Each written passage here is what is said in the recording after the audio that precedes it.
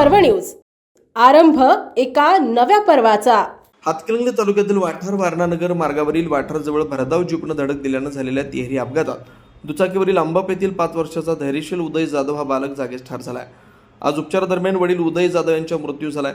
हा अपघात रात्री उशिरा झाला। अपघाताची नोंद पेठवडगाव पोलीस ठाण्यात झाली आहे।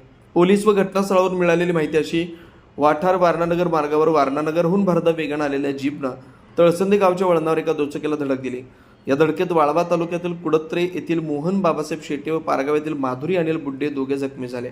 या दुचाकीला धडक देऊन पुढे जाण्याच्या प्रयत्नात जीपच्या चालकाने गाडी भरधाव वेगानं वाठारच्या दिशेने नेत असताना वाठारजवळील एका बाजूच्या पेट्रोल पंपासवर या जीपने वाठारकडून येणाऱ्या टायर सोबत धडक दिली।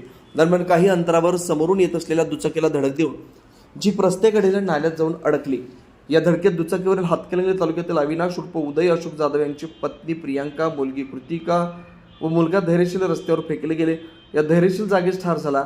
गंभीर जखमी अवस्थेत उदय, प्रियांका व कृतिक यांना वडगाव येथील खासगी रुग्णालयात दाखल केलं, मात्र त्यांची प्रकृती अधिक गंभीर झाल्याने त्यांना पुढील उपचारासाठी कोल्हापूर येथील छत्रपती प्रमिला राजे रुग्णालयात दाखल करण्यात आलं। दरम्यान अपघातस्थळी दोन्ही बाजूला वाहनांच्या रांगा लागलेल्या होत्या। पोलीस निरीक्षक प्रमोद शिंदे व सहाय्यक पोलीस निरीक्षक राजू साळुंके यांच्यासह महामार्ग पोलिसांनी वाहतूक सुरळीत केली। पुणे शहरातील आणि जिल्ह्यातील महत्त्वाच्या आणि ताज्या बातम्या पाहण्यासाठी आजच आमच्या आरंभ पर्व न्यूज चॅनलला YouTube वर सबस्क्राइब करा आणि बेल आयकॉन प्रेस करा।